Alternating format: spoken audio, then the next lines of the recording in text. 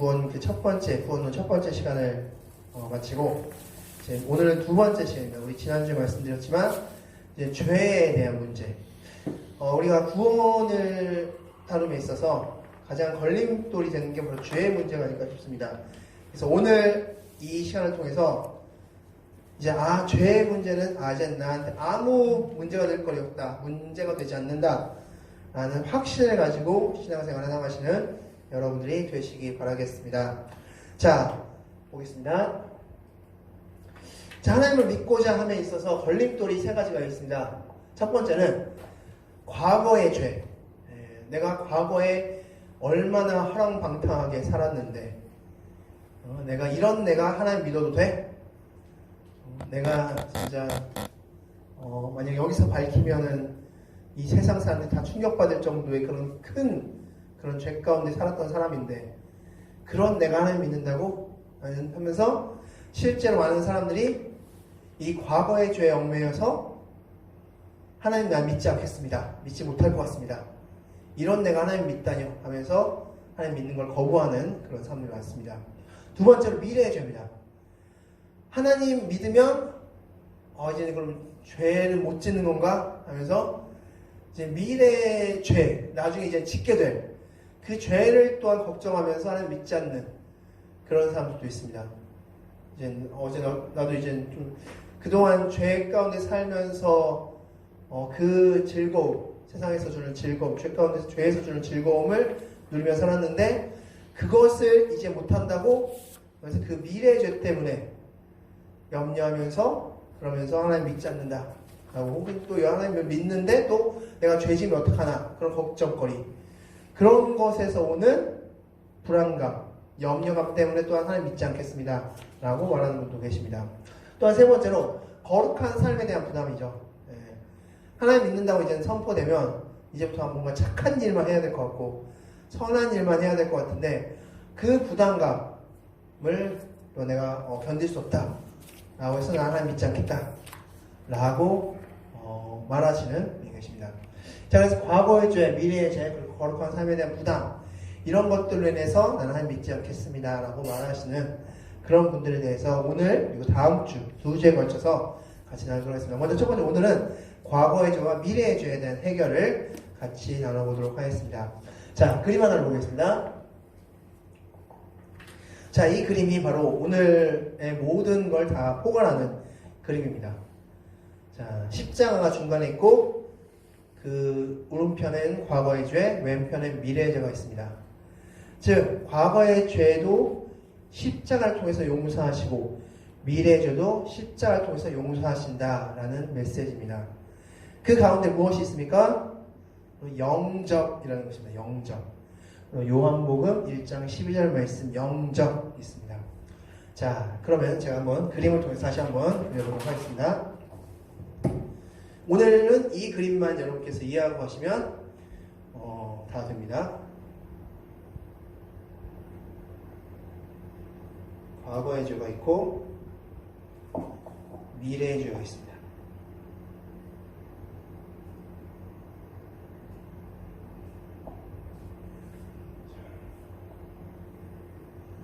그리고 이 영접이 있습니다.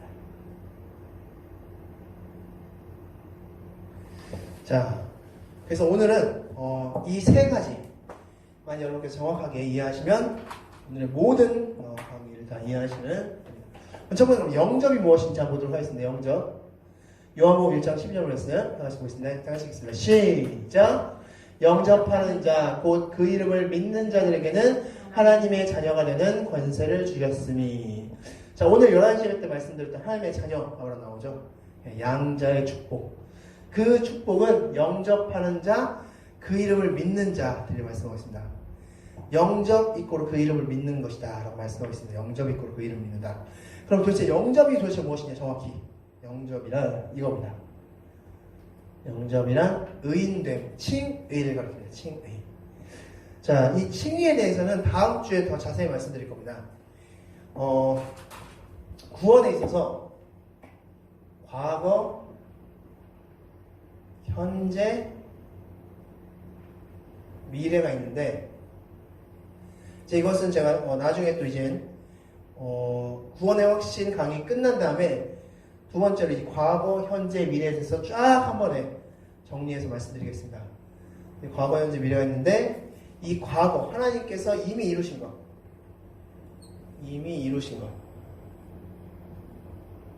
오늘 그 11시의 설교는 바로 이 포인트였죠. 과거에 대한 거였는데 이 하나님께서 이미 이루신 것의 종점이라고 한다면 바로 그것이 칭입니다. 우리를 의롭게 칭해 주신다. 오늘 갈라디아서 말씀에 나온 그 의인입니다. 의인으로 하나님께 삼아주셨다라는 것입니다. 즉 영접, 하나님의 자녀가 된 것, 예수님 믿는 것 다 하나님께서 의롭게 칭해 주셨기 때문에 그것이 가능한 것이죠. 그래서 이 영접이라는 것은 칭의고 바로 의롭게 칭해 주셨기 때문에 또한 우리의 과거의 죄와 미래의 죄가 모두가 사해지는 것입니다. 자, 그러면 지금부터 본격적으로 이렇게 영접한 자에게 하나님은 과거의 죄를 어떻게 해결하시는지를 말씀드리겠습니다. 성경을 통해서 보겠습니다. 자, 죄의 용서, 과거의 죄는 어떻게 하나님께서 해결하시는지 로마서 3장 25절 말씀 다 같이 읽겠습니다. 시작! 이 예수를 하나님이 그의 피로써 믿음으로 말미암는 화목제물로 세우셨으니 이는 하나님께서 길이 참으시는 중에 전에 지은 죄를 간과하심으로 자기의 의로우심을 나타내려 하심이라. 어떻게 하신다고요?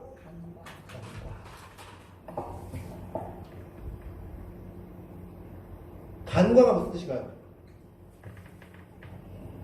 간과하신다. 신경 쓰지 네, 신경 쓰 없는 것처럼 대하신다는 거죠. 자, 가장 대표적인 예가 둘째 탕자의 비유입니다. 탕자의 비유. 탕자가 돌아왔을 때 아버지가 그 죄에 대해서 꼬치꼬치 물었습니까? 야, 너는 어떻게 그렇게 많은 돈을 들고 와서 너 어떻게 살았어? 그동안 어떻게 살았어? 그래, 여기서 한 며칠 있었고, 그래, 여기서 며칠 있었고, 그래, 여기서 얼마 썼어? 여기서 얼마 썼어? 이렇게 꼬치꼬치 물으셨습니까? 아니죠. 바로 안아주셨습니다. 간과하셨다라고 했습니다. 자, 이게 성경에서 말씀하고 있는 과거의 죄를 하나님께서 해결하시는 방법입니다. 우리가 하나님 믿으면 하나님께서는 그 믿는 자의 그 믿음을 보시고 과거에 우리가 지었던 모든 죄를 다 간과하신다 말씀하고 있습니다. 저들 어떻게 그럴 수가 있어? 그때 어떻게 그럴 수가 있었어? 근데 하나님은 그러십니까? 기억하지 않으셔서 다시 아들처럼 그 전과 동일하게 하나님께서는 안아주신다는 겁니다. 다시 기억하지 않으신다. 계속해서 말씀드리겠습니다. 히브리서 10장 17절 말씀 다 같이 읽겠습니다. 시작! 또 그들의 죄와 그들의 불법을 내가 다시 기억하지 아니라 하셨으니. 계속해서 주는 메시지입니다. 다시 기억하지 않겠다 말씀하십니다. 다시 기억하지 않겠다 라고 분명히 메시지할 수 없습니다. 자, 계속해서 보겠습니다. 과거의 절 이사야 44장 22절 다 같이 읽겠습니다. 시작! 내가 내 허물을 빽빽한 구름같이 내 죄를 안개와같이 없애하였으니 넌 내게로 돌아오라. 내가 너를 구속하였음이니라. 아멘. 자, 여기서 순서를 우리가 잘 기억해야 됩니다. 순서가 용서가 먼저인가요? 돌아온 게 먼저인가요? 쉽게 말해서 탕자가 돌아왔기 때문에 하나님께서 아버지께서 너 돌아왔네. 그래도 너 때깔별로 깨지지 하고 너 고생 많이 했구나. 그래 내가 용서해 줄게 입니까? 아니면 돌아오기도 전에 하나님은 용서하셨습니까? 돌아오기도 전에 아버지는 용서의 마음을 품었기 때문에 상거가 먼데도 아들을 찾아서 가신 겁니다. 용서가 먼저. 자, 말씀에서 보였죠? 내가 내 허물을 빽빽한 구름같이 내 죄를 안개같이 구름과 안개처럼 없이 하였으니 넌 내게로 돌아오라 말씀하셨습니다. 하나님께서 우리가 믿을 때 이미 그때 너의 죄를 간과하겠다라고 선포하셨습니다. 그때 이미 간과하신다 말씀하십니다. 이 사실이 우리가 믿어지는 것이 성경이 믿어지는 거고 하나님의 사랑을 믿는 것입니다. 그것이 바로 과거의 죄를 해결하시는 하나님의 방법입니다. 그렇다면 과거의 죄는 이렇게 해결합니다. 그것도 미래의 죄. 이제 앞으로 우리가 이제 영접했다, 하나님을 믿는다고 해도 우리는 자범죄라는 것을 범할 수 있습니다. 즉 죄인 줄 알면서도 짓는 죄가 있을 수 있습니다. 그러면 이 자범죄는 어떻게 하냐? 이 죄인, 우리가 또 연약해서 짓는 이 자범죄, 연약함으로써 짓는 이 자범죄는 어떻게 하나님께서 또한 해결하시느냐? 우리 천주교 같은 경우에는 이렇게 얘기합니다. 그래, 과거 죄는 이렇게 처리하는데 미래의 죄는 너가 책임을 져야 돼. 이렇게 얘기합니다. 미래는 너가 책임져야 돼. 야, 하나님이 구원을 시켜주셨음에도 불구하고 너가 죄를 졌어? 그럼 너가 책임을 져야 돼. 그렇게 얘기합니다. 자, 그렇다면 성경에서는 도대체 어떻게 얘기하고 있는지 미래의 죄 보도록 하겠습니다. 자, 로마서 8장 1절 다 같이 읽겠습니다. 시작! 그러므로 이제 그리스도 예수 안에 있는 자는 결코 정죄함이 없나니. 자, 그리스도 예수 안에 있다는 뭔 말입니까? 구원받은 거죠. 예. 자, 구원받은 자는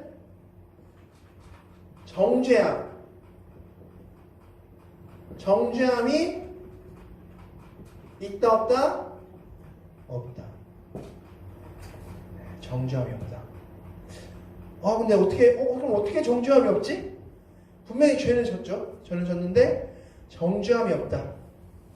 자, 그 다음 말씀입니다. 다 같이 읽겠습니다. 시작!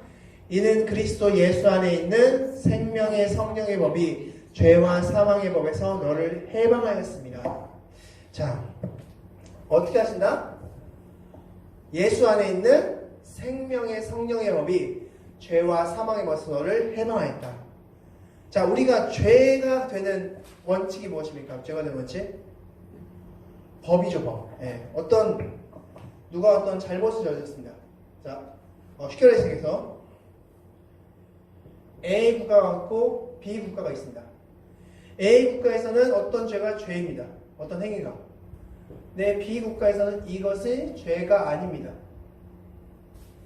그러면 이 A 국가에서는 왜 이게 죄이고 B 국가에서는 왜 이게 죄가 아닙니까? 그렇죠. 법이죠, 법.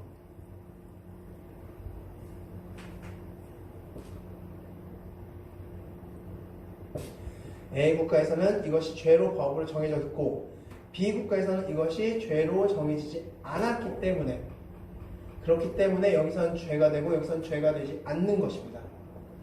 자, 그렇다는 것은 이제 우리는 그 전에는 죄와 사망의 법에 의해서 지배받았습니다. 그것에 접촉돼서 우리가 죄인으로서 됐습니다.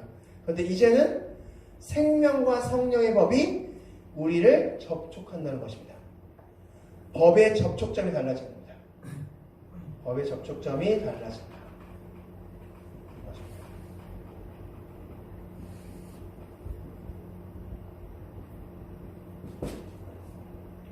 법의 접촉점이 달라지기 때문에 하나님께서 우리를 의인으로 보신다는 거죠. 자, 그래서 우리의 미래의 죄도 하나님께서 해결하신다라고 말씀하고 있습니다. 자, 그럼 해방이란 도대체 무슨 뜻인가? 해방에 대해서 보도록 하겠습니다. 자, 요한계시록 1장 5절부터 다시 읽겠습니다. 시작! 또 충성된 증인으로 죽은 자들 가운데서 먼저 나시고 땅의 임금들의 머리가 되신 예수 그리스도, 우리를 사랑하사 그의 피로 우리 죄에서 우리를 해방하시고. 아멘. 그 예수 그리스도가 우리를 사랑하사 그의 피로 우리 죄에서 해방하신 것이다. 해방은 예수님의 피로 우리를 해방시키신 것이다. 바로 그 구약의 율법의 그 죄 가운데서 너는 죄인이라고 정죄하였던 그것에서 해방시켜 주신 것이 바로 우리의 미래 죄까지 해결하시는 그 방법이었다라는 것입니다. 이제 법의 접촉점을 달리하셨다라는 것입니다. 자, 계속해서 말씀 보도록 하겠습니다. 자, 로마서 8장 3절 다 같이 읽겠습니다. 시작! 율법이 육신으로 말미암아 연약하여 할 수 없는 그것을 하나님은 하시나니 곧 죄로 말미암아 자기 아들을 죄 있는 육신의 모양으로 보내어 육신의 죄를 정하사. 자, 율법이 육신으로 말미암아 연약하여 할 수 없는 그것 무엇입니까? 네, 율법 지키는 거죠. 율법을 행하는 것. 그 율법을 행하는 것을 하나님은 하시나니 어떻게 하셨냐? 죄로 말미암아 자기 아들을 죄 있는 육신의 모양으로 보내어 육신의 죄를 정하사, 즉 예수 그리스도가 내 죄를 대신 짊어지사, 대신 짊어지셨습니다. 그래서 어떻게 하셨냐? 육신을 따르지 않고 그 영을 따라 행하는 우리에게 율법의 요구가 이루어지게 하려 하심이니라. 즉 영을 따라 행한다는 것은 무슨 뜻입니까? 구원받은 거죠. 구원받은 우리에게 율법의 요구가 다 이루어지게 하셨다는 것입니다. 즉 그 구원받은 자는 이제 생명과 성령의 법으로서 접촉했기 때문에 하나님의 용서하심이 있을 수 있다라는 것입니다. 그러므로 결론적으로 십자가를 우리가 믿는다면 그러면 그 십자가의 믿음을 통해서 과거의 죄는 간과하시고 미래의 죄는 새로운 법으로 접촉하셔서 용서하신다라는 것을 말씀해 주고 있습니다. 그러므로 중요한 것은 무엇입니까? 영접하는 것입니다. 그렇기 때문에 우리가 영접하는 것. 오늘 11시 예배 때 말씀드렸던 그 영접, 하나님의 영접하는 것이 그렇기 때문에 얼마나 중요한지가 여기서 또한 나타내 주는 것입니다. 영접하는 자, 곧 그 이름 믿는 자들에게 하나님께서는 이렇게 행하신다라고 말씀하고 있습니다. 자, 그러면 이렇게 용서 받은 자에게 또 하나님께서 어떤 특혜를 주시는지 보도록 하겠습니다. 자, 죄 용서를 통해서 이루어진 것입니다. 자, 첫 번째는 하나님 의인을 삼아주셨다. 하나님 믿는 자는 그렇기 때문에 의의 옷을 입은 자라고 할 수 있습니다. 의인이 되시게 하셨다라고 말씀해 주고 있습니다. 두 번째는 심판을 면제해 주신다고 합니다. 심판을 면제해 주신다. 자, 우리 예전에 과거에서는 우리 기독교가 초창기 때는 이 심판, 믿는 자들도 다 심판에 간다라고 많이 가르치곤 했습니다. 교회들에서. 그런데 성경에서는 분명히 심판을 면제하신다라고 성경은 가르치고 있습니다. 세 번째, 견인의 은총이 있습니다. 하나님은 한 번 택한, 한 번 구원받아서 죄를 사해 주신 그 자를 끝까지 인도하시는 견인의 은혜를 주십니다. 네 번째, 천국 백성으로 삼아주십니다. 천국 백성으로 삼아주십니다. 그래서 천국 백성으로서 삶을 살게 하십니다. 자, 그러면 그건 하나하나씩 다시 한번 말씀을 통해서 보도록 하겠습니다. 첫 번째, 의인들 갈라디아서 3장 11절 말씀 다 같이 읽겠습니다. 시작! 또 하나님 앞에서는 아무나 율법으로 말미암아 의롭게 되지 못할 것이 분명하니 이는 의인은 믿음으로 살리라 하였음이니라. 아멘. 자, 이 의인은 믿음으로 살리라. 다른 말로 믿음이 있는 자는 어떤 자라? 의인이다라는 것이죠. 그렇기 때문에 무엇이 중요하다? 믿음이 중요하다. 그렇기 때문에 믿음이 중요하다. 예수 그리스도가 내 죄를 사하시고 내 죄를 모두 짊어지시고 대신 짊어지시고 죽으시고 부활하셨음에 대한 믿음, 그 믿음이 중요하다. 왜? 그 믿음이 있는 자를 하나님은 의인이다라고 칭하시기 때문입니다. 자, 계속해서 두 번째, 심판 면제에 대한 말씀 하나씩 읽겠습니다. 시작! 내가 진실로 너에게 이르노니 내 말을 듣고 또 나 보내신 이를 믿는 자는 영생을 얻었고 심판에 이르지 아니하나니 사망에서 생명으로 옮겼느니라. 자, 심판에 이릅니까? 심판에 이르지 않습니까? 이르지 않습니다. 믿지 않는 자들은 심판이 있습니다. 믿지 않는 자들은 심판, 지옥불의 심판이 있습니다. 영벌이라고 합니다. 영벌. 영벌에 처하신다 말씀하시지만 믿는 자는 심판이 없다. 왜 없습니까?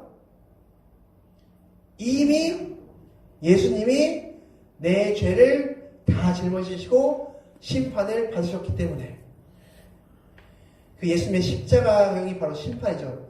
예수님이 십자가를 왜 지셨습니까? 죄가 없는 예수님이 내 죄 때문에 내 과거와 미래 모든 죄 때문에 십자가를 다 짊어지셨다는 겁니다. 그래서 심판이 없는 겁니다. 그렇기 때문에 우리가 그것을 믿는 것이 중요하다라는 것입니다. 예수님이 내 죄를 사하셨다. 내 죄를 대신 짊어지셨다. 라는 그것이 믿는 것이 기독교의 가장 큰 핵심입니다. 자, 계속해서 말씀드리겠습니다. 견인 의미 말씀드리겠습니다. 시편 89편 34절 다 같이 읽겠습니다. 시작. 내 입술을 깨트리지 아니하고 내 입술에서 낸 것을 변하지 아니하리로다. 아멘. 자, 이 시편 89편 같은 거는 여러분이 말씀을 나중에 읽어보시면 아시겠지만 구원받은 자에 대한 이야기입니다. 그 구원받은 이야기인데 그 구원받은 자, 구원시키신 자를 내 입술을 깨트리지 아니하고 내 입술에서 낸 것을 변하지 아니한다. 무슨 소리입니까? 한 번 택한 자를 내가 얘 좀 마음에 안 드네. 내가 구원시켜줬는데 이러면서 버리지 않는다는 겁니다. 변하지 아니하리로다 말씀합니다. 하나님께서는 변하지 않는다. 하나님께서는 버리지 않는다. 끝까지 견인하신다 라는 것입니다. 예수님의 제자들 마지막 예수님께서 그렇게 하셨으면 3년 반 동안 열심히 가르쳤음에도 불구하고 예수님을 다 떠났습니다. 그런 제자들에게 예수님은 야 너희들 그럴 수가 있어? 야 너희 안 되겠다 하면서 다 떠나셨습니까? 다 버리셨습니까? 결국에 다시 찾아가셨고 사랑에 대해서 메시지를 주시면서 초대교회 수장으로서 만드셨습니다. 그래서 최종적으로 순교자로 만드셨습니다. 끝까지 인도하신다라는 것입니다. 견인의 은총. 이 견인에 대해서 나중에 다시 한번 말씀드리도록 하겠습니다. 다음 주에 좀 자세하게 이 부분이 나옵니다. 자, 천국 백성. 우리 디모데후서 4장 18절 말씀 나가시겠습니다. 시작. 주께서 나를 모든 악한 길에서 건져내시고 또 그의 천국에 들어가도록 구원하시리니 그에게 영광이 세세 무궁토록 있을지어다. 아멘. 자, 바울의 마지막 고백이죠. 마지막 고백. 주께서 나를 모든 악한 길에서 건져내셨습니다. 또 그의 천국에 들어가도록 하셨습니다. 라는 겁니다. 바로 천국 백성을 삼아주신다는 겁니다. 우리가 이제 죽어서 천국 백성이 된다. 그것이 또한 하나님께서 죄를 용서한 자에게 주시는 특권이다 라고 말씀드릴 수 있습니다. 자, 그렇다면 이제 잠시 이제 우리 주보에 나와 있는 질문을 같이 읽고 마무리하도록 하겠습니다. 자, 화면을 보셔도 주보를 보셔줬습니다. 자, 첫 번째 질문입니다. 죄의 용서는 과거의 죄만 용서하는가 미래의 죄까지 용서받는가? 무엇입니까? 네, 정답은 네, 모든 죄가 다 용서받습니다. 그래서 이것을 믿고 나가시기 바랍니다. 성경 분명히 모든 죄를 다 용서하셨다. 만약 용서하지 않으셨다면 우리는 그것을 또한 해결해야 됩니다. 그런데 해결할 능력이 있습니까? 우리에겐? 해결할 능력이 없습니다. 우리의 죄 단 요만큼도 내가 해결할 수 없습니다. 그래서 다 용서하신 겁니다. 두 번째, 영접함이란 무엇입니까? 영접함 바로 칭의. 칭의입니다. 칭의. 한마디로 칭의. 하나님께서 의롭게 칭해 주신 겁니다. 영접했다는 것은. 이것에 대해서 제가 나중에 이제 시간 되었을 때 구원의 여정, 과거, 현재, 미래, 우리가 어떻게 구원의 여정 가운데 있는지를 하나하나 조목조목 말씀드리도록 하겠습니다. 어쨌든 지금은 영접함은 칭의, 이렇게 칭해 주심. 그래서 기억하시면 됩니다. 세 번째, 자, 그렇다면 질문. 과거의 죄를 하나님은 어떻게 하십니까? 간과하신다. 없는 것처럼 하신다는 거죠. 없는 것처럼. 하나님은 죄를 없는 것처럼 하신다. 관과하신다. 라고 말씀하십니다. 자, 그러면 미래의 죄가 용서하는 원리는 무엇입니까? 네. 생명의 성령의 법에 접촉된다. 생명의 성령의 법에 접촉된다. 이제 법이 접촉되면 달라지는 겁니다. 생명의 성령의 법에 접촉받기 때문에 미래의 죄가 용서받을 수 있다라고 말씀하고 있습니다. 자, 다음 그러면 죄를 용서받는 자의 네 가지 복은 무엇입니까? 네 가지 복 이겁니다. 자, 의인 되는 것입니다. 그리고 심판을 면제받고 견인의 축복을 받고 그리고 마지막으로 천국 백성이 되면 대한 축복을 허락하신다. 그래서 죄가 용서받는 자는 이 네 가지 복을 누리는 것입니다. 자, 그러면 여섯 번째 질문입니다. 자, 심판은 우리가 받았습니까? 받을 것입니까? 네, 이미 받았습니다. 네. 누가 받으셨습니까? 예수님이 받으셨습니다. 네. 믿는 자는 이미 예수님이 그 심판을 받았음을 고백하고 믿는 것이기 때문에 심판은 예수님이 받았습니다. 우리는 죽어서 천국으로 인도받는 것입니다. 자, 마지막 주님을 영접하셨습니까? 그것은 각자 대답하시면 되겠습니다. 자, 그럼 이제 마지막으로 다음 주 열리겠습니다. 다음 주는 그 죄의 문제 처리 그 두 번째 시간으로서 자, 하나님을 믿었음에도 불구하고 우리가 죄를 저했으면 하나님께서는 정죄하진 않으십니다. 그러나 그 죄가 그러면 계속적으로 반복적으로 지어지면 하나님과의 관계가 끊어질 것입니다.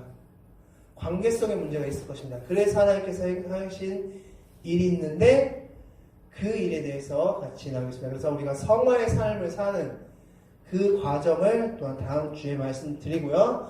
그래서 칭의, 우리 오늘 잠깐 말씀드렸던 그 칭의가 도대체 어떤 것인지 칭의에 대해서 같이 말씀을 나누도록 하겠습니다. 자, 그럼 마지막으로 정리하고 마치겠습니다. 자, 다 같이 읽겠습니다. 시작! 전에 지은 죄는 간과하시고 앞으로 지을 죄는 생명의 법을 적용시키셔서 우리를 끝까지 구원으로 인도하신다. 아멘. 이 사실을 믿고 나가시는 여러분이 되시기 바라겠습니다. 기도하시겠습니다.